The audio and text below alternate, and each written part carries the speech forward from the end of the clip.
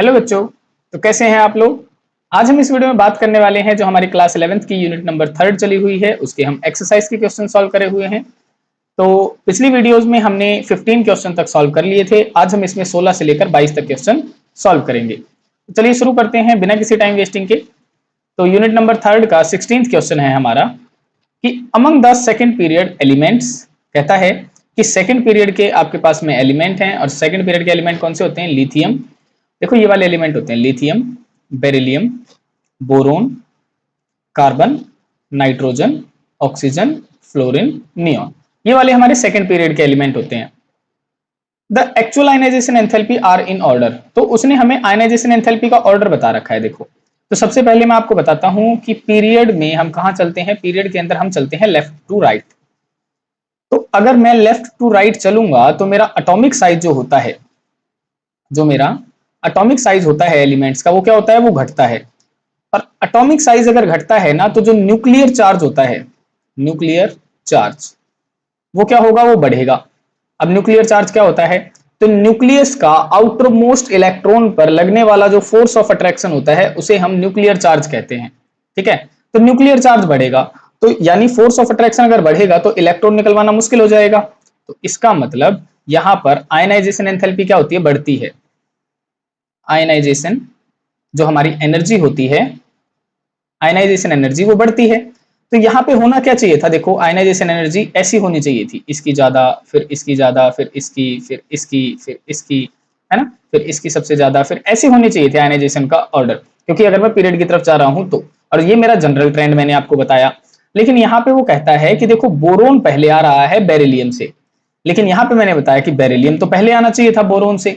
तो ऐसा क्यों हो रहा है कि बोरोन की आयनाइजेशन एंथैल्पी कम है और बेरिलियम की ज्यादा है, ये ऑर्डर डिसबैलेंस क्यों हो रहा है, तो उसी के पीछे हमें रीजन बताने हैं। तो क्वेश्चन में हमसे पूछा है कि beryllium has higher ionisation enthalpy than boron, कि बेरिलियम की आयनाइजेशन एंथैल्पी जो है, बेरिलियम की आयनाइजेशन एंथैल्पी वो ज्यादा क्यों है बोरोन से। तो यहाँ पे हम इसको एक्सप्लेन कैसे करेंगे, सबसे पहले हम इनकी इलेक्ट्रॉनिक कॉन्फ़िगरेशन देखते हैं। तो बेरिलियम जो है वो हमारा 4th नंबर पे आता है। तो जब ये 4th नंबर पे आएगा तो इसकी जो इलेक्ट्रॉनिक कॉन्फ़िगरेशन होगी वो होती है 1s2 and 2s2, ये तो हो गई। लेकिन बोरोन आता है हमारा 5 नंबर पे, तो इसकी इलेक्ट्रॉनिक कॉन्फ़िगरेशन होगी 1s2, 2s2 and 2p1, ये होगी। अब देखो हमें निकालना है इलेक्ट्रॉन, तो इलेक्ट्रॉन कहां से मुश्किल से निकलेगा, तो इधर देखो, अगर मैं यहाँ पे एटम का साइज बनाऊं तो देखो मैंने ये बना लिया कि ये न्यूक्लियस है, ये हमारी आउटर मोस्ट सेल हो गई, इस तरीके से हो गई। ठीक है, अब आपने देखा बेरिलियम के केस में तो केवल 2 ही सेल बनी है, एक तो 1s वाली बनी है और दूसरी बनी है 2s वाली, है ना। लेकिन इस वाले में देखो, इसमें कितनी सेल बनी है, 3 सेल्स बनी है। इस तरीके से न्यूक्लियस, एक सेल, 2 सेल और तीसरी सेल ऐसे बनी है, 1s, 2s and 2p। Last वाली कौन सी है, 2p। तो देखो सेल्स बढ़ रही हैं, सेल्स बढ़ रही हैं तो साइज क्या हो रहा है, बढ़ रहा है ना। और साइज अगर बढ़ रहा है तो इलेक्ट्रॉन निकलवाना क्या हो जाएगा, आसान हो जाएगा, है ना। तो यहाँ पे क्या कहता है, देखो अब यहाँ पे समझना कि the outermost electron of boron, कि बोरोन का जो आउटरमोस्ट इलेक्ट्रॉन है वो किसमें प्रेजेंट है, वो है 2p ऑर्बिटल के अंदर प्रेजेंट है, देखो ये रहा। लेकिन जो बेरिलियम का जो लास्ट इलेक्ट्रॉन प्रेजेंट है वो है 2s ऑर्बिटल में, वो इसके अंदर प्रेजेंट है। The 2s orbital is closer to the nucleus, तो सीधी सी बात है 2s ऑर्बिटल तो क्लोज होगा न्यूक्लियस से, देखो ये क्लोज है ना। एंड मोर स्ट्रांगली अट्रैक्टेड, तो जिसके कारण न्यूक्लियस जो 2s वाला इलेक्ट्रॉन है उसको ज्यादा स्ट्रांगली टाइट करके बाउंड करके रखेगा, पकड़ के रखेगा, है ना। लेकिन the 2p orbital is farther from the nucleus, लेकिन जो 2p ऑर्बिटल है वो तो न्यूक्लियस से देखो तीसरी सेल में है, यानी दूर है। एंड लेस टाइटली हेल्डेड, इसका मतलब ये कम टाइटली पकड़ा जाएगा, है ना, न्यूक्लियस के द्वारा। देयरफॉर, इसीलिए it is easier to remove the 2p electron from the boron, इसीलिए जो 2p में से जो इलेक्ट्रॉन निकालना होता है ना वो आसान होता है, 2p में से इलेक्ट्रॉन आसानी से निकल जाता है from boron than the 2s electron from beryllium. तो अगर बोरोन में से आसानी से इलेक्ट्रॉन निकल रहा है तो इसकी आयनाइजेशन एंथैल्पी क्या हो जाएगी, कम हो जाएगी, और बेरिलियम की क्या हो जाएगी, ज्यादा हो जाएगी। तो यही तो उसने बताया कि भाई बेरिलियम की ज्यादा होती है और बोरोन की क्या होती है, कम होती है। ठीक है, hence the ionisation enthalpy of beryllium is higher than that of boron. ठीक है, तो इस तरीके से आपने इसका आंसर लिखना होता है। अब इसी के अंदर सेकंड पार्ट में क्या कह रहा है, तो सेकंड पार्ट में कह रहा है कि oxygen has lower ionisation enthalpy than nitrogen and fluorine, कि ऑक्सीजन की जो आयनाइजेशन एंथैल्पी है वो क्या है, कम है, किससे, नाइट्रोजन और फ्लोरीन से। अब देखो ऑक्सीजन की किससे कह रहा है, नाइट्रोजन और फ्लोरीन दोनों से क्या कह रहा है, कम है, लेकिन ये तो बीच में आनी चाहिए थी, लेकिन ये डिसबैलेंस क्यों आ रहा है, तो सबसे पहले हमें क्या लिखनी पड़ेगी, इनकी इलेक्ट्रॉनिक कॉन्फ़िगरेशन लिखनी पड़ेगी। तो देखो सबसे पहले हमने क्या किया, इजी लैंग्वेज के अंदर हम ये आंसर बता रहे हैं, ठीक है, बिल्कुल जैसे आपने बोर्ड में लिखना है बिल्कुल उस तरीके से हम इसका आंसर आपको बता रहे हैं। तो नाइट्रोजन आता है हमारा 7 नंबर पे, नाइट्रोजन आता है हमारा 7 नंबर पे, फ्लोरीन आता है हमारा 9 नंबर पे और ऑक्सीजन आता है हमारा 8 नंबर पे, ठीक है। तो हमने क्या किया, नाइट्रोजन की इलेक्ट्रॉनिक कॉन्फ़िगरेशन लिखी, तो ये लिखी जाएगी 1s2 2s2 एंड 2p3। आपने देखा p में 3 इलेक्ट्रॉन आ रहे हैं और हमें पता है p में तो 3 ऑर्बिटल होते हैं, तो एक इलेक्ट्रॉन, दूसरा इलेक्ट्रॉन और तीसरा इलेक्ट्रॉन, ये तो कैसी होगी, तो हाफ फिल्ड हो गई। और हमें पता है कि हाफ फिल्ड ऑर्बिटल और फुल्ली फिल्ड ऑर्बिटल सबसे ज्यादा स्टेबल होते हैं, और कोई ऑर्बिटल अगर स्टेबल है तो वो इलेक्ट्रॉन क्यों निकलने देगा अपने अंदर से, कि अगर इलेक्ट्रॉन निकल गया तो स्टेबिलिटी तो लूज हो जाएगी, है ना। तो यहाँ पे ये फुल्ली फिल्ड मतलब सॉरी हाफ फिल्ड होते हैं, जिसके कारण ये बहुत ज्यादा स्टेबल हो गया नाइट्रोजन। तो कहता है कि the 2p subshell is half filled, 2p subshell half filled है, विच इज वेरी स्टेबल, जो कि बहुत ज्यादा स्टेबल है। Removing an electron breaks this stable arrangement, अगर आपने इलेक्ट्रॉन निकाला तो इसकी स्टेबिलिटी लूज हो जाएगी। सो मोर एनर्जी इज नीडेड, इसीलिए मुझे इसकी स्टेबिलिटी तोड़ने के लिए बहुत ज्यादा एनर्जी लगानी पड़ेगी। यहां से मुझे पता चला कि सबसे ज्यादा एनर्जी किसमें लग रही है, नाइट्रोजन में लग रही है। अब दूसरे की तरफ आ जाओ कि ऑक्सीजन, अब ऑक्सीजन कितने नंबर पे आता है, 8 नंबर पे आता है। इसकी इलेक्ट्रॉनिक कॉन्फ़िगरेशन क्या होगी, 1s2 2s2 एंड 2p4, इसकी तो ये हो जाएगी। तो क्या कहता है ये कि 1 2p ऑर्बिटल कंटेन्स 2 इलेक्ट्रॉन। देखो अब p में 4 इलेक्ट्रॉन है, तो मैं यहाँ पे p ऑर्बिटल बना लेता हूँ, ये मैंने बना लिए, 3 ऑर्बिटल होते हैं, 1 2 3 और एक 4। अभी कहता है कि एक p ऑर्बिटल के तो अंदर तो 2 इलेक्ट्रॉन है ना, 2 इलेक्ट्रॉन है, 2p orbital contains 2 electron, these paired electron repel each other. अब ये दोनों इलेक्ट्रॉन अगर एक ही ऑर्बिटल के अंदर है तो इलेक्ट्रॉन इलेक्ट्रॉन में तो इलेक्ट्रॉनिक रिपल्सन होगा, क्योंकि दोनों पे नेगेटिव चार्ज होता है। तो ये बोले कि ये जो पेयर्ड इलेक्ट्रॉन यहाँ पे आया है ना, इनके अंदर रिपल्सन होगा, making it easier to remove 1 electron, जिसके कारण यहां से अगर रिपल्सन होगा तो एक इलेक्ट्रॉन निकालना आसान हो जाएगा। इसका मतलब इसमें जो आयनाइजेशन एनर्जी लगेगी वो कम लगेगी, किसके कंपैरिजन में, नाइट्रोजन के कंपैरिजन में, हो गया ना। तो यही तो बताया कि oxygen has lower ionisation enthalpy than nitrogen, यानी नाइट्रोजन का कंसेप्ट तो आ गया आप समझ में। अब हम देखते हैं कि फ्लोरीन से भी कम क्यों लगती है। तो देखो फ्लोरीन आता है हमारा 9वें नंबर पे, कितने पे आता है, 9 नंबर पे। इलेक्ट्रॉनिक कॉन्फ़िगरेशन बनती है 1s2 2s2 एंड 2p5। अब आपने देखा कि फ्लोरीन के जो 3 ऑर्बिटल हैं उनमें तो 1 2 3 4 5, 2 ऑर्बिटल के अंदर क्या आ रहा है, 2 ऑर्बिटल के अंदर पेयर ऑफ इलेक्ट्रॉन आ रहे हैं, है ना। तो इनमें क्या होगा, इनमें तो और भी ज्यादा इंटर इलेक्ट्रॉनिक रिपल्सन होगा, और भी ज्यादा आसानी से इलेक्ट्रॉन निकाल सकते हैं हम।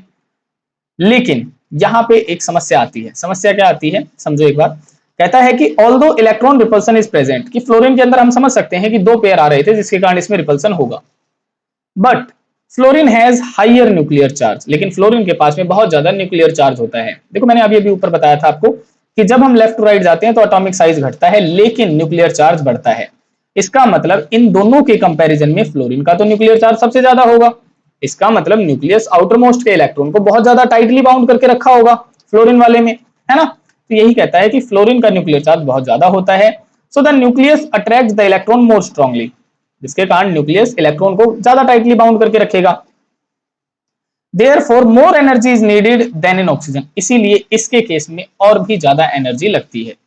तो इसका जो आयनाइजेशन एंथैल्पी का ऑर्डर रहता है वो देखो सबसे ज्यादा किस में लग रही है, फ्लोरीन में लगेगी, उससे कम लगेगी नाइट्रोजन में, और फिर सबसे कम किस में लगेगी, ऑक्सीजन में लगती है, ठीक है। तो ये बात आपने इनका ऑर्डर ध्यान रखना है कि किस तरीके से एक्सप्लेन करना है। देखो सारी बातें हम इलेक्ट्रॉनिक कॉन्फ़िगरेशन के आधार पर बता रहे हैं, नाइट्रोजन में स्टेबिलिटी ज्यादा थी इसीलिए ज्यादा आयनाइजेशन एंथैल्पी लग रही थी, तो ये बीच में आ गया।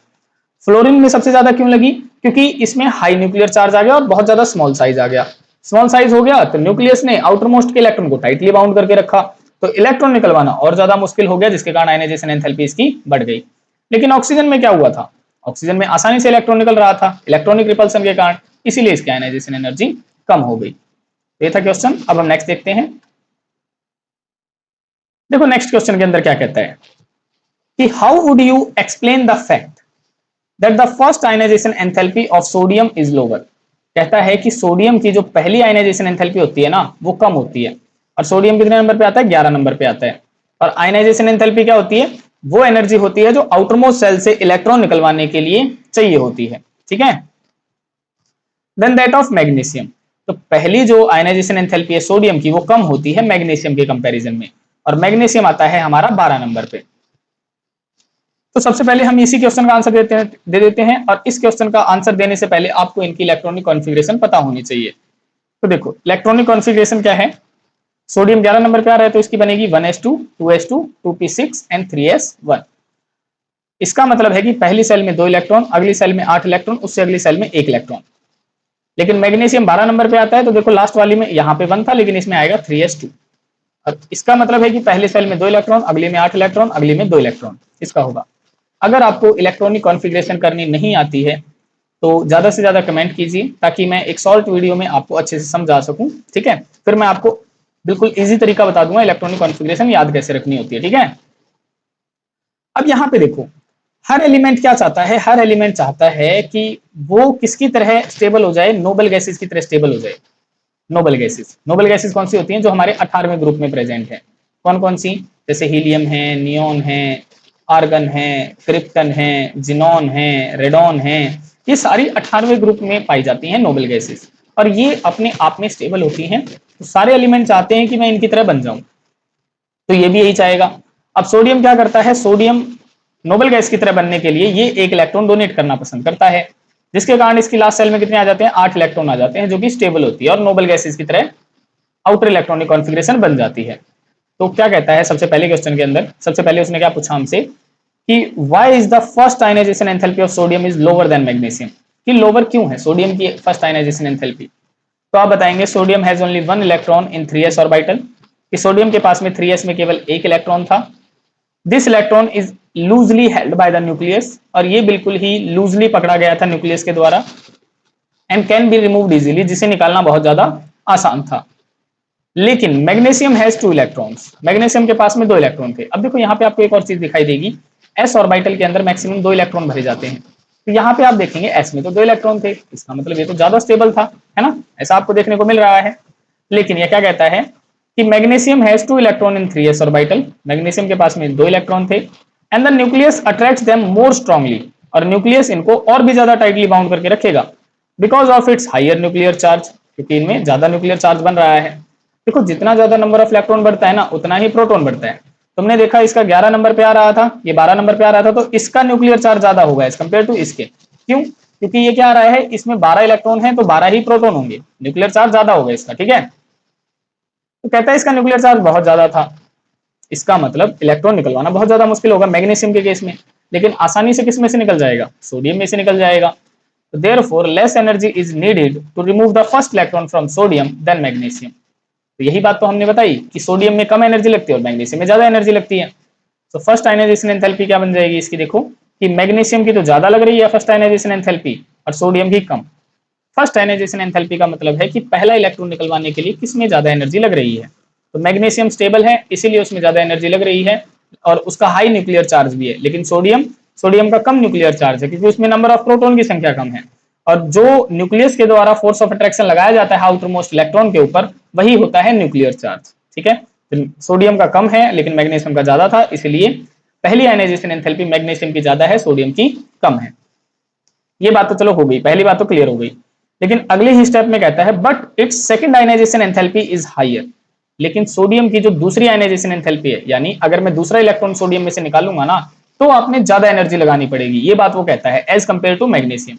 ऐसा क्यों, अब देखो जैसे ही इसने इलेक्ट्रॉन रिमूव किया इसके पास में सोडियम बन गया था नोबल गैस की तरह। कैसा बन गया, नोबल गैस, क्योंकि इसमें 10 इलेक्ट्रॉन आ गए, नोबल गैस में भी 10 इलेक्ट्रॉन होते हैं, ठीक है, स्टेबल होने के लिए। तो ये तो हो गया। अब अगर वो नोबल गैस बन गया तो ज्यादा स्टेबल बन गया, अब वो क्यों अपना इलेक्ट्रॉन डोनेट करेगा, अपनी स्टेबिलिटी क्यों लूज करेगा। इसीलिए अगर आपने उसकी स्टेबिलिटी लूज करवानी है तो और भी ज्यादा आयनाइजेशन एनर्जी आपको लगानी पड़ेगी। तो यही बात है कि दूसरी आयनाइजेशन एंथैल्पी सोडियम की क्या होती है, बहुत ज्यादा होती है एज कंपेयर टू मैग्नीशियम, ठीक है। क्यों, क्योंकि मैग्नीशियम ने देखो अगर आपने एक इलेक्ट्रॉन निकाल लिया तो फिर भी क्या बचेगा, इसकी लास्ट सेल में एक इलेक्ट्रॉन तो बचेगा, और जब वो एक इलेक्ट्रॉन डोनेट करेगा तब जाके ये नोबल गैस की तरह बनेगा मैग्नीशियम। तो ये तो आसानी से कर देता है दूसरा इलेक्ट्रॉन रिलीज, लेकिन सोडियम क्या करता है, मुश्किल से रिलीज करता है, ठीक है। तो आपने इसको लिखना कैसे है, तो देखो आप क्या लिखेंगे कि सोडियम ने जैसे ही एक इलेक्ट्रॉन लूज किया तो इसकी लास्ट सेल में कितने बन गए, 8 इलेक्ट्रॉन बन गए। सोडियम पॉजिटिव है स्टेबल नोबल गैस कॉन्फ़िगरेशन, तो सोडियम की क्या बन गई थी, अब स्टेबल नोबल गैस कॉन्फ़िगरेशन बन गई नियोन की तरह, क्योंकि नियोन आता है 10वें नंबर पे जो कि नोबल गैस है। Removing the second electron means removing an electron from the inner shell which requires very high energy. कहता है दूसरा इलेक्ट्रॉन निकलवाने का मतलब है कि आप इनर सेल यानी अंदर वाली सेल से अब इलेक्ट्रॉन निकलवा रहे हैं, जो कि बहुत ज्यादा स्टेबल है, इसीलिए आपको बहुत ज्यादा एनर्जी लगेगी, वेरी हाई एनर्जी, ठीक है। लेकिन मैग्नीशियम का जब एक इलेक्ट्रॉन निकला था तो मैग्नीशियम पॉजिटिव जब बना था तो उसकी लास्ट सेल में एक इलेक्ट्रॉन रह गया था, यानी magnesium positive still has 1 3s valence electron, उसमें एक इलेक्ट्रॉन रह गया था। This electron is easier to remove, इसको निकालना बहुत ज्यादा आसान है, than an inner shell electron, as compare to अगर हम अंदर से निकालें, बाहर से निकालना इलेक्ट्रॉन आसान है। Therefore, much more energy is required to remove the second electron from sodium. तो अगर आप सोडियम में से निकलवा रहे हैं तो बहुत ज्यादा एनर्जी लगेगी than from magnesium as compare to magnesium से, ठीक है। एंड सेकंड आयनाइजेशन एंथैल्पी का ऑर्डर क्या रहेगा, सोडियम में ज्यादा लगेगी और मैग्नीशियम में कम लगेगी, ठीक है। तो ये हो जाती है हमारा सेकंड क्वेश्चन। अब हम नेक्स्ट करते हैं। देखो नेक्स्ट क्वेश्चन में हमसे क्या कहता है कि what are the various factors, कि आखिर वो कौन कौन से फैक्टर्स हैं ड्यू टू विच, जिसके कारण ionisation enthalpy of the main group, कि जो मेन ग्रुप की आयनाइजेशन एंथैल्पी है एलिमेंट्स की, tends to decrease down a group, कि जैसे ही हम नीचे की तरफ जाते हैं आयनाइजेशन एंथैल्पी क्या हो जाती है, कम हो जाती है। ग्रुप की बात कर रहा है वो, ठीक है। तो मैं यहाँ पे एक बार जनरल ट्रेंड बता देता हूं आपको। देखो ग्रुप में क्या होता है, ग्रुप में जब आप टॉप टू बॉटम जाते हैं, टॉप टू बॉटम जाते हैं तो एटॉमिक साइज का बढ़ता है भाई। एटॉमिक साइज क्या होता है, बढ़ता है। एटॉमिक साइज, एटॉमिक साइज बढ़ता है, क्यों बढ़ता है, क्योंकि आप देखेंगे कि नंबर ऑफ सेल्स बढ़ जाती हैं। क्यों बढ़ जाती है नंबर ऑफ सेल्स, क्योंकि जब आप नीचे की तरफ देखेंगे ना, जैसे देखो मैं यहाँ पे लिख लेता हूँ, जैसे लिथियम है, लिथियम के नीचे सोडियम आता है, सोडियम के नीचे पोटासियम आता है, तो आप देखेंगे इसका एटॉमिक नंबर 3 होगा, इसका 11 होगा, इसका 19 होगा, तो एकदम से एटॉमिक नंबर बढ़ जाता है।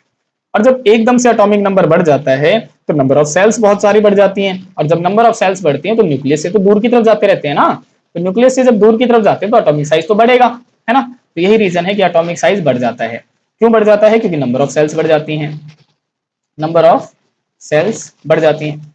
अब आपके दिमाग में ये क्वेश्चन आएगा कि सर नीचे की तरफ जब हम जा रहे हैं तो एटॉमिक नंबर अगर बढ़ रहा है तो न्यूक्लियर चार्ज भी तो बढ़ेगा, क्योंकि इलेक्ट्रॉन बढ़ रहे हैं तो प्रोटॉन भी बढ़ते हैं। तो यहाँ पे क्या होता है, जब हम नीचे की तरफ जाते हैं तो न्यूक्लियर चार्ज बढ़ता है, लेकिन वो इतना ज्यादा अफेक्टिव नहीं रहता। न्यूक्लियर चार्ज बढ़ता तो है लेकिन अफेक्टिव नहीं रहता। क्यों नहीं रहता, क्योंकि न्यूक्लियर चार्ज बढ़ने के साथ साथ उनका एटॉमिक साइज बहुत ज्यादा बढ़ जाता है, जिसके कारण न्यूक्लियस आउटर मोस्ट सेल के ऊपर जो इलेक्ट्रॉन है उनको टाइटली बाउंड नहीं करके रखता, और जब वो टाइटली बाउंड नहीं करेगा तो इलेक्ट्रॉन निकलवाना आसान हो जाएगा, है ना। तो नंबर ऑफ सेल्स बढ़ जाती हैं, जिसके कारण क्या हो जाएगा, न्यूक्लियर चार्ज जो है उसको घटा हुआ माना जाता है, कि न्यूक्लियर चार्ज घट जाता है। जब न्यूक्लियर चार्ज घट जाता है तो इलेक्ट्रॉन को रिमूव करना आसान हो जाएगा, इलेक्ट्रॉन को रिमूव करना इजी हो जाएगा। और अगर इलेक्ट्रॉन रिमूव हो गया आसानी से, इसका मतलब जो आयनाइजेशन एनर्जी है वो तो कम हो जाएगी, यानी जनरल ट्रेंड क्या रहेगा, ऊपर से नीचे जाओगे तो आयनाइजेशन एनर्जी कम हो जाएगी। अब देखो इसके फैक्टर्स क्या रहते हैं, ये चीज वो पूछ रहा है कि जब हम डाउन द ग्रुप चलते हैं पीरियोडिक टेबल के अंदर तो आयनाइजेशन एनर्जी डिक्रीज हो जाती है because of the following factor, इन फैक्टर्स के कारण। सबसे पहला फैक्टर क्या कहता है, इंक्रीज इन एटॉमिक साइज, कि एटॉमिक साइज बढ़ गया। क्यों बढ़ गया, जब हम डाउन द ग्रुप गए new electron shells are added, नई सेल्स बननी शुरू हो गई। So the distance between the nucleus and the outermost electron increases, तो डिस्टेंस भी बढ़ गई न्यूक्लियस और आउटर मोस्ट सेल के बीच में। The outermost electron is farther from the nucleus, अब वो दूर चले गए न्यूक्लियस से, so it is easier to remove, जिसके कारण उसे निकालना आसान हो गया। दूसरा फैक्टर क्या कहता है, दूसरे फैक्टर में कहता है इंक्रीज इन सिल्डिंग इफेक्ट। अब ये सिल्डिंग इफेक्ट क्या होता है, देखो मैं इसको समझा देता हूं एक बार। सिल्डिंग इफेक्ट क्या होता है, यहाँ पे देखो, मान के चलो मैं यहाँ पे एक एग्जांपल ले लेता हूं, जैसे स्कैंडियम का ही ले लेते हैं, ठीक है। स्कैंडियम आता है 21 नंबर पे।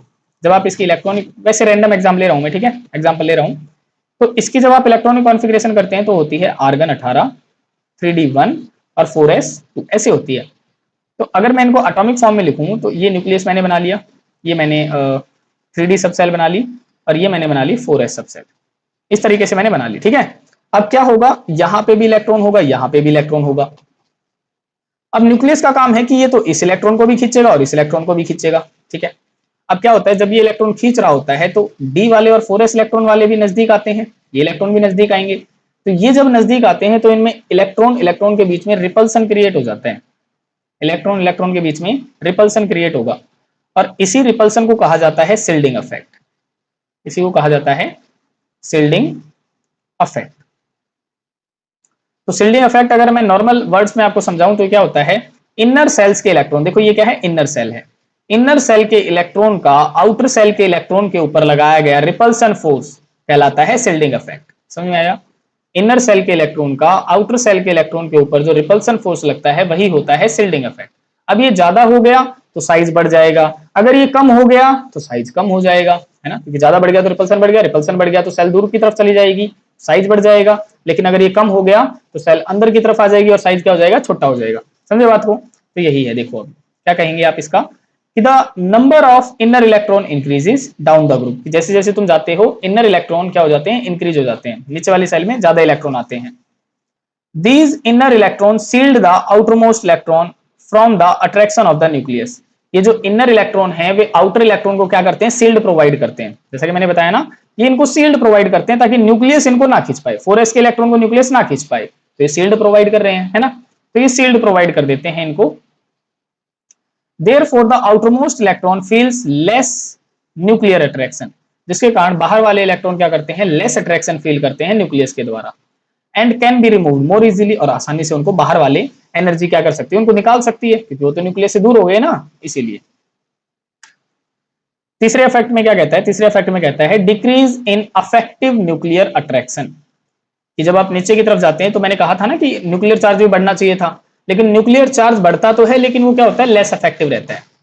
तो आप क्या बताएंगे इसके अंदर कि although the nuclear charge increases, हमें पता है न्यूक्लियर चार्ज बढ़ता है, The increase in atomic size and shielding effect is much greater। कहता है नीचे की तरफ जो एटॉमिक साइज बढ़ रहा है और जो shielding effect बढ़ रहा है वो बहुत ज्यादा अफेक्टिव है। As a result, effective attraction of the nucleus on the valence electron decreases। जिसके कारण जो अफेक्टिव अट्रैक्शन है ना न्यूक्लियस का वैलेंस इलेक्ट्रॉन, वैलेंस मतलब आउटर मोस्ट के इलेक्ट्रॉन के ऊपर क्या हो जाता है, घट जाता है। Hence, less energy is required to remove the electron। इसीलिए बहुत कम एनर्जी लगती है इलेक्ट्रॉन को निकलवाने के लिए। तो ये थे आपके फैक्टर अफेक्टिंग आयनाइजेशन एंथैल्पी। ठीक है, अब हम नेक्स्ट क्वेश्चन करते हैं। देखो नेक्स्ट क्वेश्चन है हमारा, the first ionisation enthalpy values in kilo joule per mole of group 13 elements are. कहता है कि उनकी जो फर्स्ट आयनाइजेशन एंथैल्पी यानी पहले इलेक्ट्रॉन निकलवाने के लिए जो एनर्जी होती है ना, तो बोरोन की इतनी होती है, एल्यूमिनियम की 577, गैलियम की 579, इंडियम की 558 और थैलियम की 589 है। ठीक है, how would you explain this deviation from the general trend. कहता है कि ये जनरल ट्रेंड के अकॉर्डिंग नहीं है, ये डेविएट हो गया है उस ट्रेंड से। ऐसा क्यों भाई? तो देखो आप देखेंगे ये कौन से ग्रुप के हैं, 13 ग्रुप के हैं, यानी बोरोन, एल्यूमिनियम, गैलियम, इंडियम और थैलियम। ठीक है, इस तरीके से है ये। अब आपने क्या देखा कि हमें पता है कि जब हम डाउन द ग्रुप जाते हैं तो एटॉमिक साइज हमारा क्या होता है, एटॉमिक साइज तो बढ़ता है, क्योंकि न्यूक्लियर चार्ज हमारा क्या हो जाता है, न्यूक्लियर चार्ज हमारा कम हो जाता है, जिसके कारण जो आयनाइजेशन एनर्जी होती है वो भी हमारी कम हो जाती है। तो यहाँ पे आयनाइजेशन एनर्जी सबसे ज्यादा इसकी लगनी चाहिए थी, फिर इसकी, फिर इसकी, फिर इसकी, ऐसा ट्रेंड आना चाहिए था। लेकिन ट्रेंड कैसा आ रहा है, ट्रेंड तो उल्टा आ रहा है। देखो इनकी और इनकी तो लगभग सेम है लेकिन इसकी ज्यादा आ रही है ना। तो ये क्यों आया, ट्रेंड में डेविएशन क्यों आ रहा है, तो इसको समझते हैं। देखो आप क्या लिखेंगे कि normally the ionisation enthalpy decreases down the group, normally decrease हो जाती है। क्यों डिक्रीज हो जाती है, क्योंकि एटॉमिक साइज बढ़ता है, शिल्डिंग इफेक्ट भी बढ़ जाता है। The outermost electron becomes easier to remove, क्योंकि आउटर मोस्ट के जो इलेक्ट्रॉन है वो निकालना आसान हो जाता है। So the expected order should be, तो एक्सपेक्टेड ऑर्डर तो ये होना चाहिए था, देखो मैंने अभी भी बताया कि ऐसा ऑर्डर होना चाहिए था इनका, but the actual values are, लेकिन वैल्यूज के अकॉर्डिंग ऑर्डर ये आ रहा है कि बोरोन है, फिर सबसे ज्यादा, फिर थैलियम की आ रही है, फिर गैलियम और एल्यूमिनियम के लगभग समान है, और फिर इंडियम की आ रही है, ये ऑर्डर आ रहा है। तो ऐसा क्यों हो रहा है, तो ऐसा हो रहा है because of poor shielding by d and f electron. Shielding जो है वो पुअर हो गई है। पुअर शिल्डिंग का मतलब क्या है, देखो समझो इस बात को। मान के चलते हैं कि यहाँ पे जैसे मैंने न्यूक्लियस बना लिया, ये मैंने आउटर मोस्ट सेल बना लिया, इस तरीके से ये मैंने बना लिया। ठीक है, आप देखेंगे कि मान के चलो कि यहाँ पे डी सब सेल है, यहाँ पे एस सब सेल है, इसके अंदर भी इलेक्ट्रॉन होंगे, इसके अंदर भी इलेक्ट्रॉन होंगे। अब इसका काम है इसको भी खींचना, इसके इलेक्ट्रॉन भी खींचना और इसके इलेक्ट्रॉन भी खींचना। तो जब ये इलेक्ट्रॉन खींच रहा होता है तो इनमें क्या होता है, इंटर इलेक्ट्रॉनिक रिपल्सन होता है, जिसे हम शिल्डिंग इफेक्ट कहते हैं। और मैंने बताया कि अगर ये शिल्डिंग इफेक्ट ज्यादा हो गया तो डी वाला क्या करेगा, एस वाले इलेक्ट्रॉन को दूर की तरफ फेंकेगा, और जब ये दूर की तरफ फेंकेगा तो साइज क्या होगा, बढ़ेगा, और जब साइज बढ़ेगा तो आसानी से इलेक्ट्रॉन निकल सकता था इसमें से, बिल्कुल निकल सकता था। लेकिन इसने बताया कि इनका शिल्डिंग इफेक्ट कैसा हो जाता है, पुअर हो जाता है, यानी कमजोर हो जाता है। पुअर होने का मतलब है कि न्यूक्लियस जो डी ऑर्बिटल है वो एस ऑर्बिटल के इलेक्ट्रॉन को दूर की तरफ नहीं फेंक पा रहा, और जब ये s इलेक्ट्रॉन को दूर की तरफ नहीं फेंक पा रहा है d ऑर्बिटल, तो न्यूक्लियस क्या करेगा, s के इलेक्ट्रॉन को अपनी तरफ खींच लेगा। तो न्यूक्लियस अगर s के इलेक्ट्रॉन को अपनी तरफ खींच लेगा तो साइज क्या होगा, छोटा होगा। और साइज अगर छोटा हो गया तो इलेक्ट्रॉन निकलवाना मुश्किल हो जाएगा। इसका मतलब आयनाइजेशन एनर्जी बढ़ जाएगी।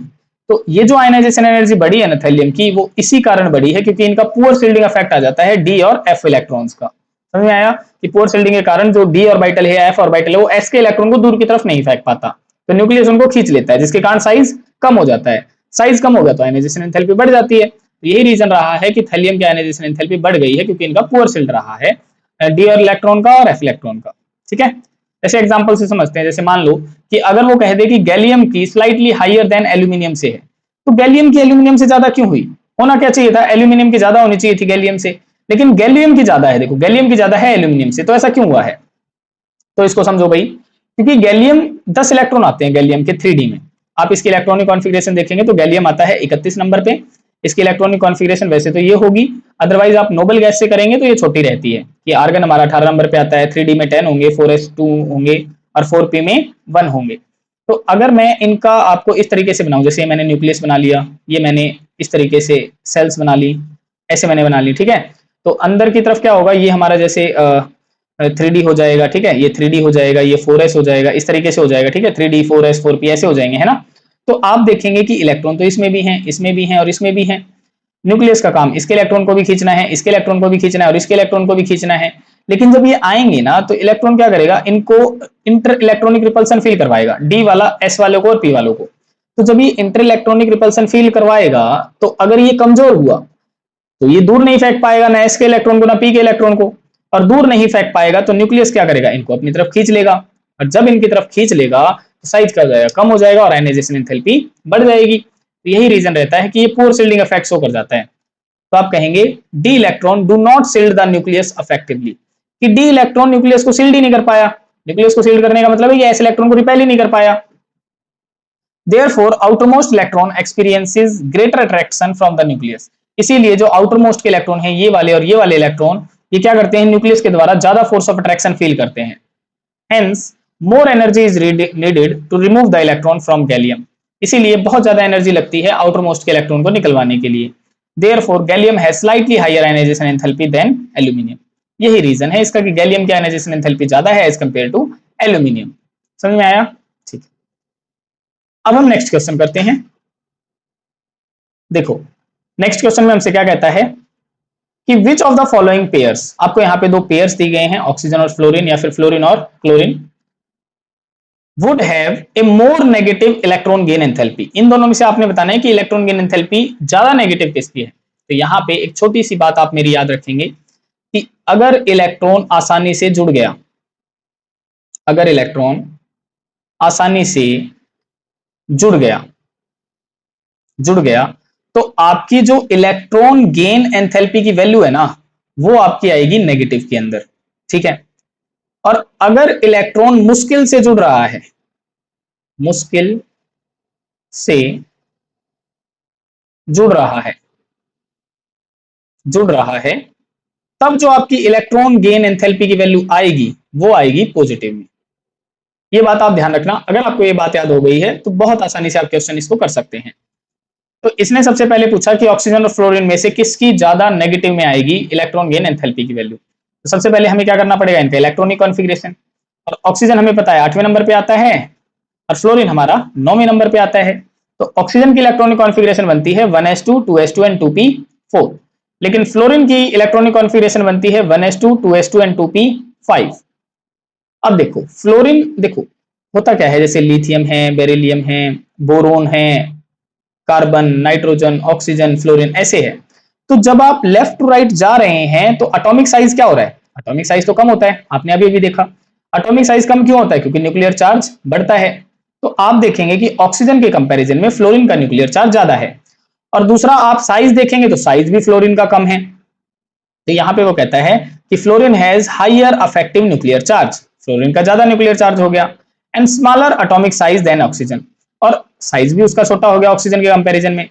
देयरफॉर इसीलिए अब जब छोटा साइज हो गया है तो वो आने वाले इलेक्ट्रॉन को तो टाइटली बाउंड कर लेगा। न्यूक्लियस का काम क्या है, इलेक्ट्रॉन को खींचना। तो जब वो इलेक्ट्रॉन आ रहा है जुड़ने के लिए इलेक्ट्रॉन गेन एंथैल्पी में, तो इलेक्ट्रॉन जब आएगा तो न्यूक्लियस छोटा साइज होने के कारण न्यूक्लियस जल्दी से पकड़ लेगा उस इलेक्ट्रॉन को, और जब वो जल्दी से पकड़ लेगा इसका मतलब आसानी से जुड़ गया इलेक्ट्रॉन, और आसानी से अगर इलेक्ट्रॉन जुड़ गया तो इलेक्ट्रॉन गेन एंथैल्पी की वैल्यू किस में चली जाएगी, नेगेटिव में चली जाएगी।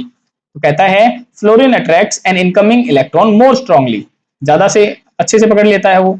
As a result more energy is released when fluorine gains electron, जब फ्लोरीन इलेक्ट्रॉन गेन करता है, आसानी से गेन कर लिया उसने, तो एनर्जी क्या होगी, रिलीज होगी, ठीक है। Hence fluorine has more electronegative fluorine has a more negative electron gain enthalpy than oxygen, ठीक है। तो इसमें आंसर हमारा क्या आ जाता है, फ्लोरीन आ जाता है भाई, कि इसकी ज्यादा नेगेटिव होगी क्योंकि फ्लोरीन यहाँ पे इलेक्ट्रॉन आसानी से एक्सेप्ट कर रहा है।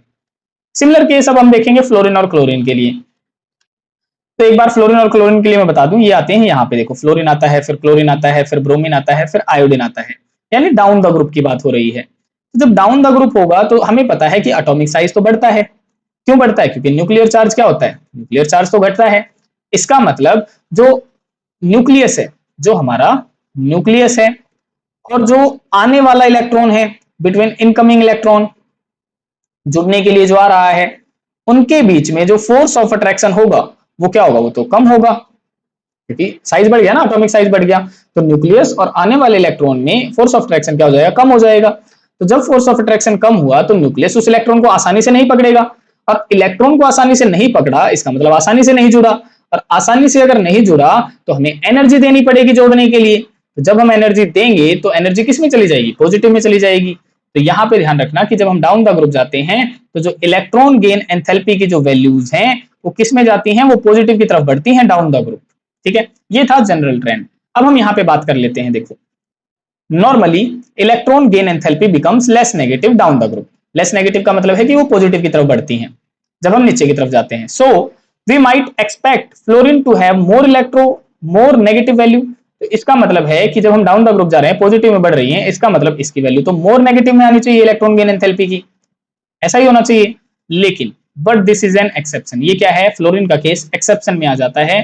फ्लोरीन का साइज बहुत ज्यादा क्या था, स्मॉल था। अभी अभी हमने देखा कि फ्लोरीन का साइज बहुत ज्यादा स्मॉल था। It's 2p orbital is very compact. इसका जो 2p ऑर्बिटल था, देखो ये वाला 2p ऑर्बिटल क्या था, बहुत ज्यादा कॉम्पैक्ट, ठीक है, कॉम्पैक्ट स्ट्रक्चर होती है इसकी। So the incoming electron experience strong electron electron repulsion. देखो कैसे, 2p में कितने आ रहे थे, फ्लोरीन में 5 आ रहे थे। तो जब तुम इनको बनाओगे इस तरीके से तो 1 2 3 4 5 आ रहा है, तो इनमें क्या फील होगा, बहुत ज्यादा इलेक्ट्रॉन इलेक्ट्रॉन रिपल्सन फील होगा, क्योंकि 2 पेयर अप आ गए हैं ना। तो इनमें जब इलेक्ट्रॉन इलेक्ट्रॉन रिपल्सन फील होगा तो इलेक्ट्रॉन आने की बजाय इलेक्ट्रॉन तो दूर की तरफ जाना पसंद करेगा, क्योंकि रिपल्सन हो रहा है ना। तो कहता है कि जो आ रहा है ना इलेक्ट्रॉन, वो इलेक्ट्रॉनिक इलेक्ट्रॉनिक रिपल्सन फील करता है। तो जब ये इलेक्ट्रॉन इलेक्ट्रॉन रिपल्सन फील करेगा तो वो आसानी से थोड़ी जुड़ेगा आने वाला इलेक्ट्रॉन, और जब वो आसानी से नहीं जुड़ेगा तो हमें क्या करनी पड़ेगी, हमें एनर्जी लगानी पड़ेगी उसे जोड़ने के लिए। तो वो एनर्जी किस में चली जाती है, पॉजिटिव में चली जाती है, ठीक है। तो अगर उसमें इलेक्ट्रॉन इलेक्ट्रॉन रिपल्सन हो रहा है तो जो इलेक्ट्रॉन है, इलेक्ट्रॉन अब मुझे ऐड करना है तो वो ऐड होगा हार्डली, मुश्किल से ऐड होगा फ्लोरीन के केस में, है ना। फ्लोरीन के केस में हार्डली ऐड होगा, तो इसका मतलब जो इलेक्ट्रॉन गेन एंथैल्पी की वैल्यू आएगी वो तो किस में चली जाएगी, वो तो पॉजिटिव में चली जाएगी। और पॉजिटिव का मतलब मैंने क्या बताया, लेस नेगेटिव, लेस नेगेटिव। तो यही रीजन तो उसने पूछा है कि किसकी लेस नेगेटिव होगी, तो यहां से मुझे पता चल गया कि फ्लोरीन की लेस नेगेटिव होने वाली है यहाँ पे। फर्दर देखो, फर्दर क्या कहता है आगे, कि chlorine has larger 3p orbital, कि क्लोरीन के तो लार्जर ऑर्बिटल है 3p, क्योंकि वो तो उसका तो बड़ा साइज है, क्लोरीन तो 17 नंबर पे आ रहा है। Where incoming electron gets more space and experience less repulsion. अब देखो अगर उसका बड़ा साइज है तो न्यूक्लियस से तो दूर की तरफ है ना, यानी वो अट्रैक्ट नहीं कर पा रहा आउटर मोस्ट इलेक्ट्रॉन को, और जब न्यूक्लियस अट्रैक्ट नहीं कर पा रहा तो आने वाले इलेक्ट्रॉन को क्या वो अट्रैक्ट करेगा। तो इसका मतलब इलेक्ट्रॉन वहां पे कैसा जुड़ेगा, इलेक्ट्रॉन तो आसानी से मतलब जुड़ सकता है क्योंकि वो रिपल्सन फील नहीं करेगा ना वहां पे। देखो जो 3p ऑर्बिटल के अंदर जो इलेक्ट्रॉन होंगे क्लोरीन के केस में, वो तो ऑलरेडी प्रेजेंट है, लेकिन वो दूर होने के कारण उनमें क्या होता है, उनमें ज्यादा बड़ा साइज होने के कारण उनमें इंटर इलेक्ट्रॉनिक रिपल्सन नहीं होता है। और जब रिपल्सन ही नहीं होगा तो आने वाला इलेक्ट्रॉन लेस रिपल्सन फील करेगा, यानी दूर की तरफ नहीं जाएगा। तो जब लेस रिपल्सन फील करेगा तो वो आसानी से जुड़ जाएगा। तो क्लोरीन के केस में क्या होता है, क्लोरीन के केस में इलेक्ट्रॉन जो है वो आसानी से जुड़ जाता है, इजीली जुड़ जाता है। और जब वो इजीली जुड़ जाता है तो इलेक्ट्रॉन गेन एंथैल्पी की वैल्यू किस में चली जाती है हमारी, तो नेगेटिव में चली जाएगी, क्योंकि मैंने बताया कि अगर इलेक्ट्रॉन आसानी से जुड़ गया तो वैल्यू जाएगी नेगेटिव में। तो क्लोरीन की कैसे आ जाती है, क्लोरीन की आएगी मोर नेगेटिव में भाई, मोर नेगेटिव में, और फ्लोरीन की कैसे आ रही थी, लेस नेगेटिव में। तो आप बताएंगे Therefore, more energy is released when chlorine gains electron. जब क्लोरीन गेन करेगा तो ज्यादा एनर्जी रिलीज होगी.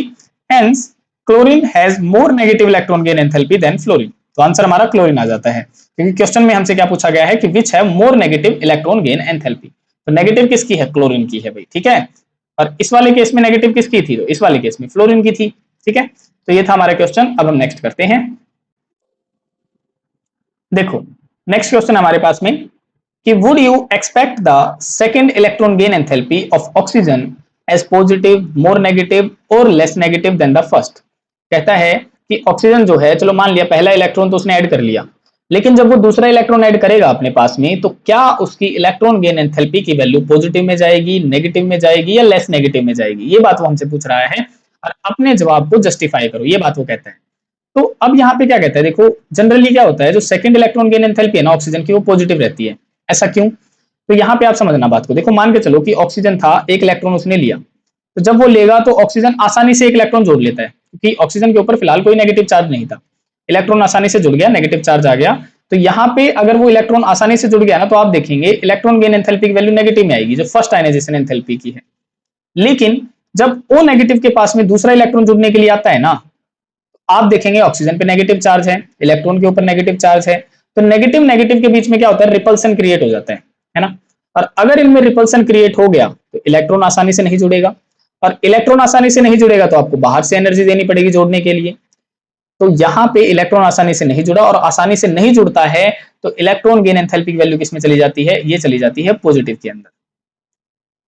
ठीक है, तो यहाँ पे सेकंड इलेक्ट्रॉन गेन एंथैल्पी की वैल्यू किसमें जाती है? पॉजिटिव में जाती है. तो यही बात आपने लिख के बतानी है. कैसे? कि the first electron gain process कैसी है? तो देखो ऑक्सीजन ने एक इलेक्ट्रॉन ले लिया, आसानी से ले लिया, तो आप बताएंगे इन दिस प्रोसेस, इस प्रोसेस के अंदर energy is released, energy release हुई because a neutral oxygen atom gains an electron, क्योंकि न्यूट्रल ऑक्सीजन जो एटम था उसने इलेक्ट्रॉन को गेन कर लिया.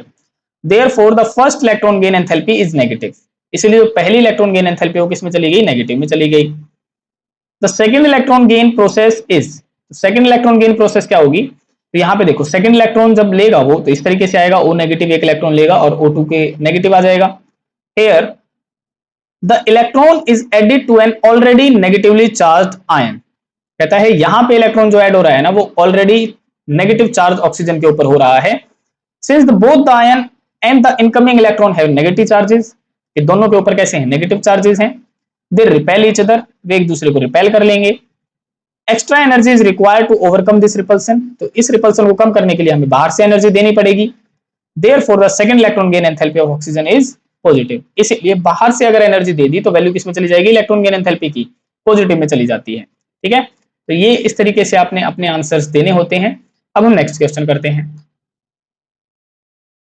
देखो नेक्स्ट क्वेश्चन हमारे पास में कि what is the basic difference between the terms electron gain enthalpy and electron negativity.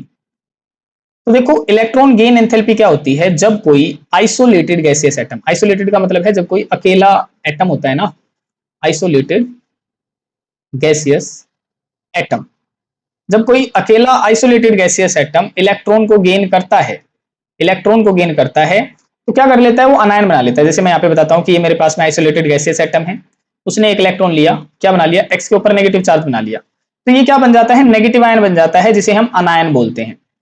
और इस दौरान कुछ एनर्जी रिलीज करता है ये, और जो एनर्जी रिलीज करता है उसी को कहा जाता है इलेक्ट्रॉन गेन एंथैल्पी, उसी को ये कहता है. ठीक है, तो आप कैसे डिफाइन करेंगे कि electron gain enthalpy is the energy change, ये वो एनर्जी चेंज है when an isolated gaseous atom, जब कोई isolated gaseous atom gains an electron to form a negative ion, जब वो नेगेटिव आयन बना लेता है. ठीक है, तो हमने ये भी बताया था कि अगर इलेक्ट्रॉन आसानी से जुड़ जाएगा तो वैल्यू किस में जाएगी? नेगेटिव में. तो अगर इलेक्ट्रॉन मुश्किल से जुड़ रहा है तो वैल्यू किस में जाएगी? पॉजिटिव में जाएगी. तो ये बात आपने ध्यान रखनी है. ठीक है, अब बात आ जाती है कि इलेक्ट्रोनेगेटिविटी क्या होती है. तो मान के चलो कि मेरे पास में दो एटम थे और जिन्होंने बॉन्ड बना रखा है ए और बी ने. मैं कहूं बी क्या है? बी यहां पे मोर इलेक्ट्रोनेगेटिव है, मोर इलेक्ट्रोनेगेटिव है. तो बी क्या करेगा? जो ये बॉन्ड बना है ना, जो इलेक्ट्रॉन ये बीच में होने चाहिए थे, अगर बी ज्यादा इलेक्ट्रोनेगेटिव है तो ये क्या करेगा? ये बॉन्डेड इलेक्ट्रॉन को अपनी तरफ खींच लेगा इस तरीके से, और इसके ऊपर आ जाएगा नेगेटिव चार्ज और इसके ऊपर आ जाएगा पॉजिटिव चार्ज. देखो यहां बीच में थे इलेक्ट्रॉन, किसी के ऊपर कोई चार्ज नहीं था, लेकिन बी जैसे ही ज्यादा इलेक्ट्रोनेगेटिव हुआ, इसने इलेक्ट्रॉन अपनी तरफ खींच लिए, इसके ऊपर आ गया नेगेटिव चार्ज, इसके ऊपर आ गया पॉजिटिव चार्ज। तो इसी कंसेप्ट को कहा जाता है इलेक्ट्रोनेगेटिविटी, जब कोई electronegative atom shared pair of electron को अपनी तरफ खींच लेता है। तो आप बताएंगे कि इट इज द एबिलिटी, ये एबिलिटी होती है ऑफ एन एटम, किसी भी एटम की, इन ए मॉलिक्यूल, मॉलिक्यूल के अंदर होनी चाहिए, वो अकेले नहीं होनी चाहिए, ठीक है, to attract the shared pair of electron towards itself, कि वो अपनी तरफ उन इलेक्ट्रॉन को खींच सके, इसे कहा जाता है इलेक्ट्रोनेगेटिविटी। तो इनमें आप डिफरेंसेस क्या बताएंगे, तो सबसे पहले तो आपने यही डेफिनेशन बता देनी है, पहला पॉइंट तो आपको यही बन जाता है, देखो हमने यहाँ पे लिख रखा है कि इलेक्ट्रॉन गेन एंथैल्पी में आप लिखेंगे it is the energy released और एब्जॉर्ब्ड, ये वो एनर्जी होती है जो रिलीज या एब्जॉर्ब होती है, when an isolated gaseous atom gains an electron, जब कोई आइसोलेटेड गैसियस एटम इलेक्ट्रॉन को गेन करता है तब ये एनर्जी रिलीज या एब्जॉर्ब होती है। इसे मेजर किया जाता है किलो जूल पर मोल के अंदर इलेक्ट्रॉन गेन एंथैल्पी को, और ये रिलेट करता है आइसोलेटेड गैसियस एटम से, बॉन्डेड से इसका कोई कंसेप्ट नहीं होता है। लेकिन इलेक्ट्रोनेगेटिविटी में क्या होता है, सबसे पहले आपने डेफिनेशन लिख देनी है कि it is the tendency of an atom to attract the shared pair of electron in a chemical bond, कि बॉन्ड के अंदर जो शेयर्ड पेयर ऑफ इलेक्ट्रॉन है उन्हें अगर अपनी तरफ खींचेगा तो इसे इलेक्ट्रोनेगेटिविटी कही जाती है। इट हैज नो यूनिट, इसकी कोई यूनिट नहीं होती, because it is a relative value, ये वैल्यूज होती हैं जो कि बताती हैं कि ये ज्यादा इलेक्ट्रोनेगेटिव है, ये कम है, ठीक है। It is related to an atom present in a molecule, और ये किससे रिलेट करता है, ये उन एटम से रिलेट करता है जो कि मॉलिक्यूल के अंदर प्रेजेंट होते हैं। तो ये थे हमारे क्वेश्चन जो हमने करे हैं 16 से लेकर 22 तक। आशा है आपको हर एक क्वेश्चन समझ में आया होगा, और अगर आपको हमारी वीडियोज अच्छी लग रही हैं तो वीडियोज को लाइक कीजिए, शेयर कीजिए और चैनल को सब्सक्राइब कीजिए, और ज्यादा से ज्यादा बच्चों तक इसको शेयर कीजिए। तो आज के लिए इतना ही, मिलते हैं नेक्स्ट वीडियो में, तब तक के लिए बाय बाय।